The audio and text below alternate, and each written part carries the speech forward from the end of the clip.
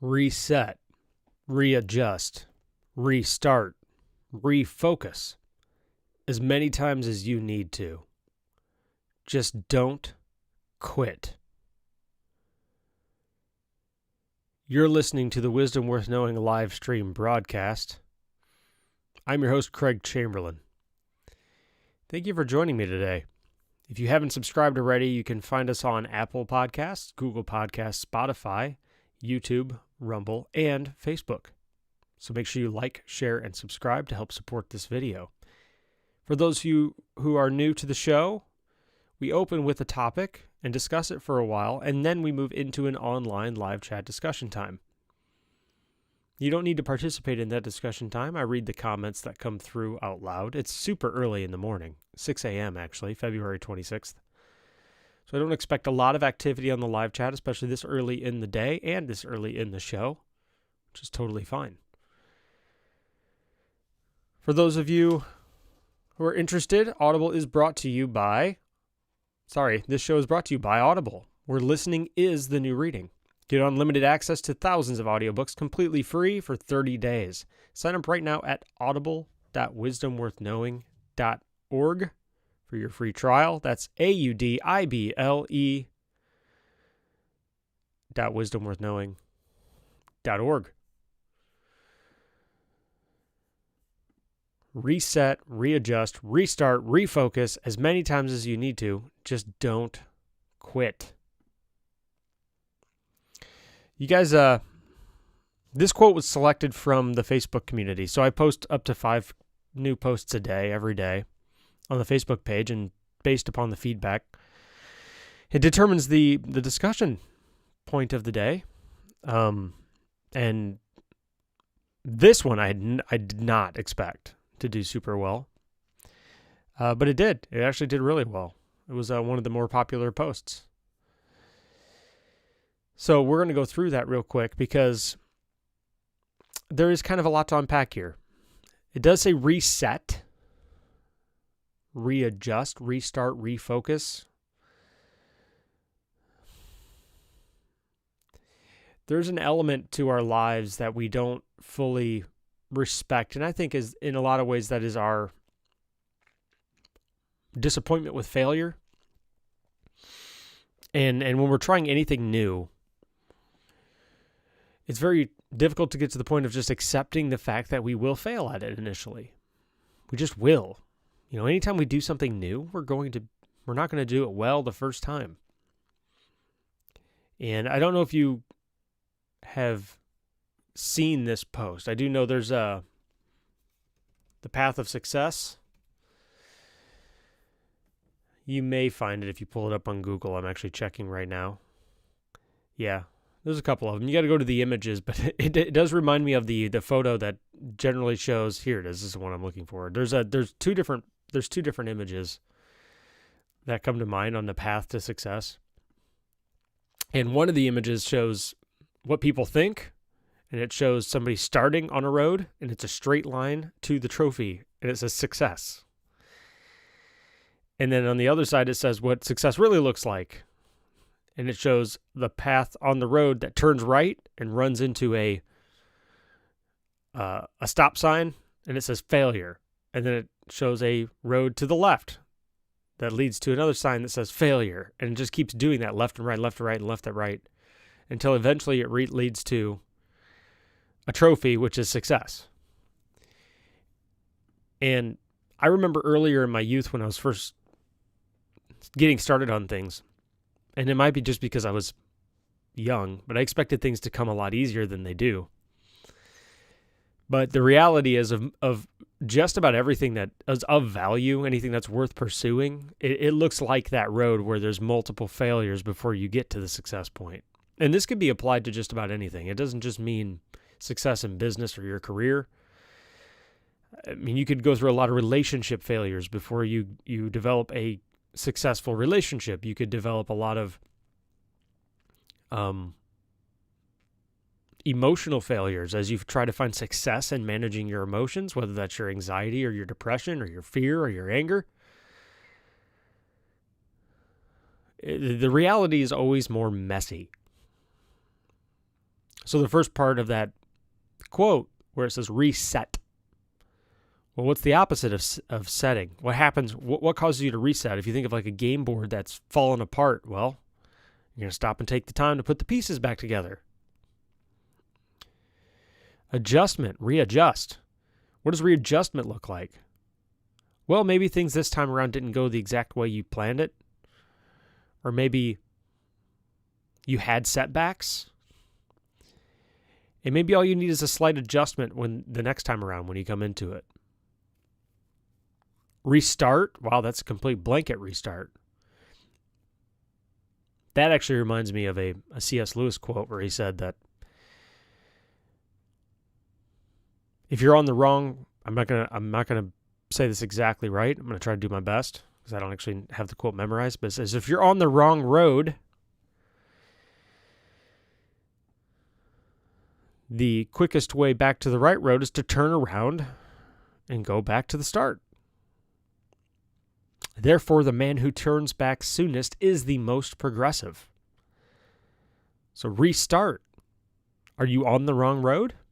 Have you been heading down it for quite a while in whatever it is you're pursuing? Maybe it's time to stop and just turn around and say, you know what? This is not the right road for me. This isn't where I need to be.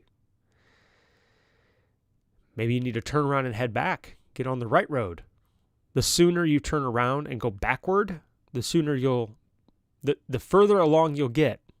It seems backwards, that you're going backwards, but you're going backwards in order to restart, to get back on the right path.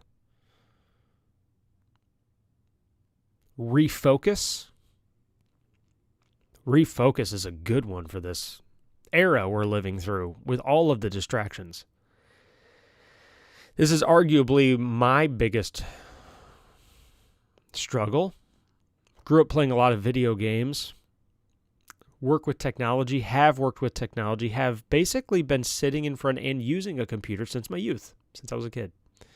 As you can imagine, this generation is just now experiencing the level of distraction that comes with computer and gadget use.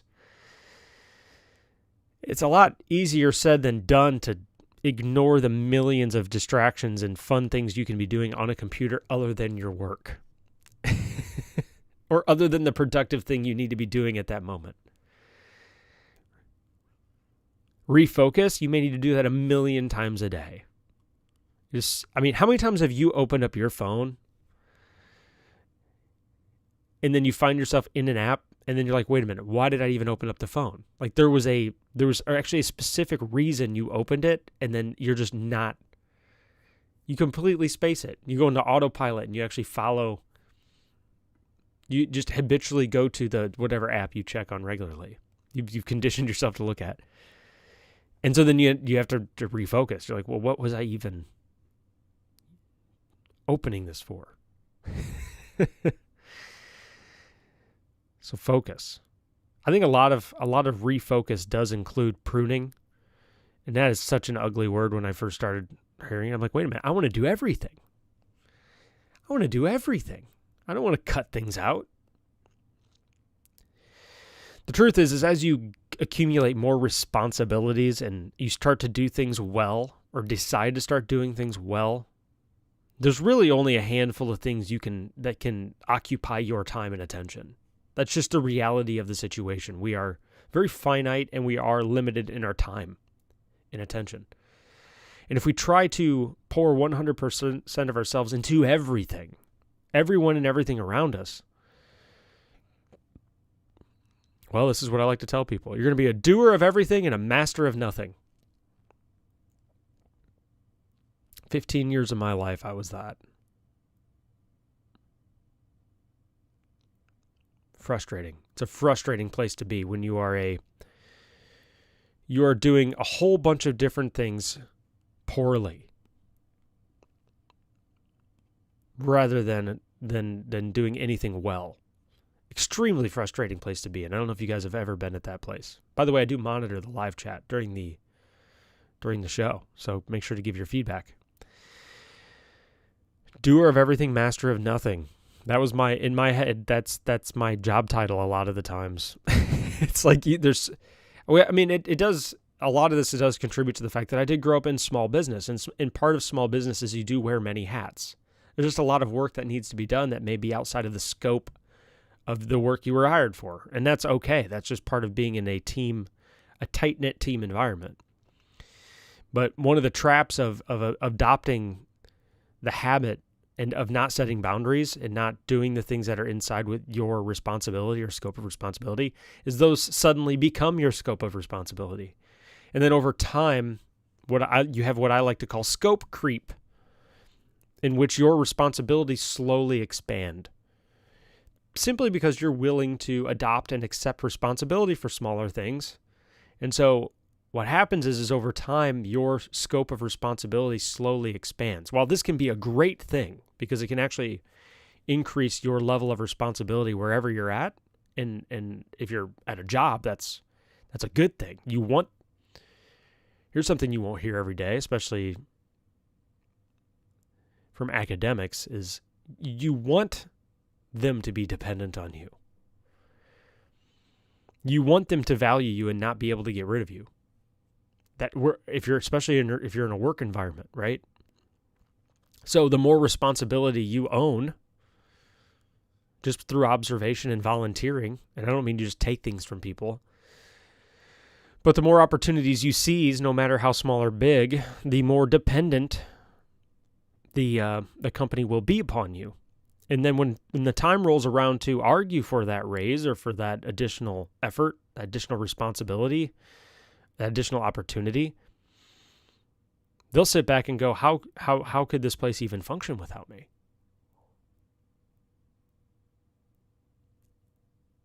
Or without you, right? And that's a good place to be. But like I said, the inherent risk with that is that scope creep, where the refocus thing, you can become the doer of everything and the master of nothing. And you can not only develop the reputation of doing everything, but you're not doing anything well. So you do have to find a balance there. And it's not just true at work. You need to find that balance in your home life too. Are you taking emotional responsibility for all of the projects around the house, as well as all of the responsibilities with the family, as well as all the responsibilities with your friend, as well as all the responsibilities of your spouse, as well as all the responsibilities of your kids? Are you absorbing everyone else's responsibilities? If you are, that's not good. First of all, it's not sustainable, right? You can only do so much as one person. Second of all, it creates a codependency that isn't healthy in a lot of ways. It's okay to voluntarily help people when they ask for it. That's actually a good thing. You know, when you've offered yourself up as an individual who will assist in whatever the issue is. But if you aren't careful about saying, yeah, sure, I'll do it for you this one time, or you're not careful about your language, unless you want to absorb that responsibility, it will eventually become your responsibility if you don't allow people to take ownership for their own side of the street. So while it is good to help, you do need to allow people, you need to love people well enough to give them the opportunity to do it as well. You can't just take everything over that they're doing. I'm guilty of this. That's how I know it. I can't remember what book it was that I read that actually talked about this, and I was like, "Holy cow, that's me." It was talking about the unhealthiness of rescuing. I think it might have been Codependent No More. It might have been that book.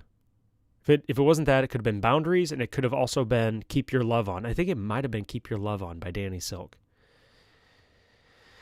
And what he basically argues, he says, if you love somebody, you will not take away all of their failures, because every single one of their failures is an opportunity for them to grow. And so we got to be careful with this scope, this taking responsibility for the people around us, because especially if they fail and we want to rescue them, mostly because of our pride or whatever, or our fears of what might happen. But if we get into this trap of rescuing people from their own issues, we have robbed them of their opportunity to grow through them. And that was sobering for me. That was really sobering for me. Like, I'm like, oh no, I'm helping them. They need my help. But if I really loved them and I wanted to help them, I would give them the space to seize that opportunity to grow. I'm actually robbing them of their growth by doing it for them. Is that us? Is that you? Is there somebody in your life right now that you continually rescue from every bad decision that they make? It's worse than you think. It changes the dynamic of your relationship. It makes them codependent. It makes them dependent on you. Which in some ways that's good, especially if they're kids. Well, obviously they're dependent on you if they're kids. But if you're doing this to adults regularly, and you're not just doing it as a one-time favor and you're not communicating that, you're creating an unhealthy dependency. Like, you don't want a master-slave relationship between you and your friends or you and your coworkers. You want a partnership. You want shared responsibility. I know it's easy for me to say things like this, and it's not easy to cultivate those relationships. That's why I mentioned those books, because that's what those books are all about. Like, there's a couple. I'll throw them out there. Crucial Accountability, great book. Keep Your Love On by Danny Silk, amazing book. Boundaries by Dr. Henry Cloud, amazing book. That one got me started. Codependent No More. As you can tell, I have a tendency to do this, so I had to read a lot about it.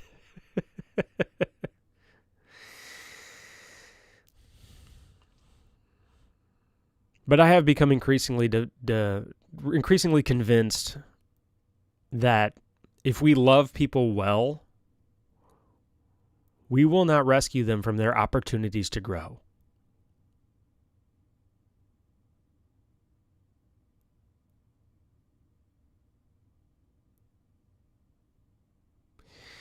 And I do know that I've experienced this with my kids too, just raising children. I can rescue them from every bad decision that they make. Or I can look at them and I can say, you can fix this, especially if it's not a huge problem. It's a small problem. They spilled a drink or whatever. It's like, this is something you can fix. And they might freak out or throw a temper tantrum because they have to fix it. But it's like, this is how things work. If you spill your soda, take responsibility for it. It's your mess. You can clean it up. And you're not being mean to them. You're cultivating an opportunity for them to grow. You're allowing them to take ownership of that. And you know what comes from that is self-esteem. You know, allowing people to take responsibility for the decisions they've made, so that and I'm not saying you don't help them at all. What I'm saying is allowing them to take ownership of it and take responsibility for it. You can say things like, hey, how can I help you with this? Where do you want me to help? Like, I'm not going to do it for you, but I can be here with you as you do it.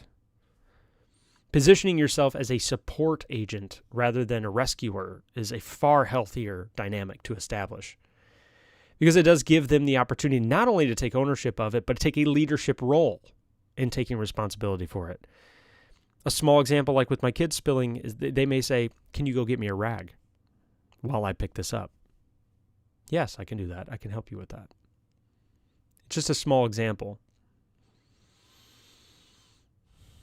You have a coworker who made a mess of something.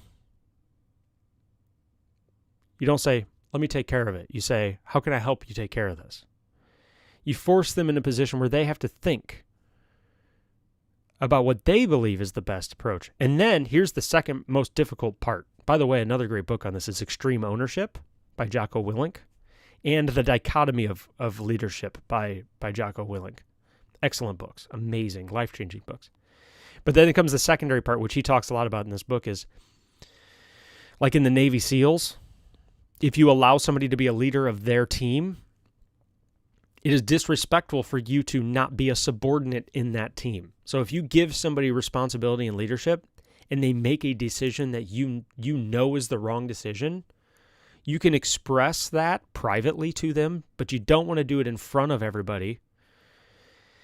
And then sometimes it's better just to not say anything and to just accept whatever role they gave you, even if you disagree with it, assuming it doesn't lead to like something devastatingly bad. But just to follow them as a supporting role into their mistakes so that they can make those mistakes and learn from them. You can even tell yourself, it's like, I know this is not going to end well, but I'm going to be there for them as a supporting role in that because I know they'll learn from this. It'll be good for them. So like I said, a lot of good books on that subject. So refocus as many times as you need to. I love that part of the quote because, and we're going to move into discussion time here shortly. As many times as you need to. Reset, readjust, restart, refocus. As many times as you need to. Reset, readjust, restart, refocus. Over and over and over and over and over again. We are human beings. We are going to fail. That path to success is going to be, what is the other quote? Failures are but signposts on the road to success. You can't get anywhere without passing up a signpost. Failure is part of the equation. If we are giving up at the first sign of failure or at the second or third or fourth or fifth or 100th sign of failure, then we will fail every time. It will be better to have failed 1,000 times and then died failing in a pursuit than to have given up. I genuinely believe that because I genuinely believe through every failure, we learn something. And we build endurance. We learn how to fail well. That's a skill. We're learning how to fail gracefully, learning how to make a mistake and accept responsibility for that mistake and then try again. Man, that's a skill that'll change your life. Quitting is easy. It is. Endurance is not. So as many times as you need to, and the final part of the quote is what we're talking about here. Just don't quit. Reset, readjust, restart, refocus as many times as you need to. Just don't quit. I almost feel like the end of this is like, and please, just don't. Just don't quit. I know, you screwed up. You're on a diet, you binged this weekend. Just don't quit. What can you learn from it? Take what you can learn, move on. We talk about forgiveness too. That was yesterday's episode. Forgive yourself, move on. Reset, restart, readjust, refocus. You screwed up a project at work. Yeah, that sucks. Just don't quit. Stick with it. People see that. They see the perseverance. They see you taking ownership of it. Maybe they even want to see you fail.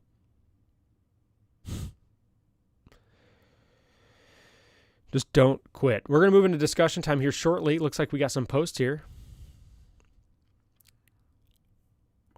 And before we move into the discussion time, let me tell you about Amazon Audible. If you're like me and you love reading but don't have the time, then Audible audiobooks may be the perfect solution for you. With Audible, listening is the new reading. You can pop in your earbuds and discover that next exciting adventure or expand your knowledge from any PC, Mac, Android, Alexa, or Apple device. And check this out. Because you listen to this show, for a limited time, you can get instant access to thousands of audiobooks from Audible's Premium Plus catalog completely free. Just visit audible.wisdomworthknowing.org right now and take advantage of a free 30-day trial. That's right, for 30 days. You'll get full access to Audible's Premium Plus catalog, as well as an additional free title of your choosing. If you discover audiobooks aren't for you, because they aren't for everyone, no problem. You can cancel instantly online. That's it. It's that simple. 2 years ago, audiobooks began to change my life, and they may change yours too. Pause this podcast and head over to Audible. That's audible.wisdomworthknowing.org. And take advantage of this good deal right now. Now we're going to move into discussion time on the quote, reset, readjust, restart, refocus as many times as you need to. Just don't quit. Lead Lobster, I love their name. I have a family member who's worked at Red Lobster their entire lives. Lead Robster says, refuse, resist, rewind.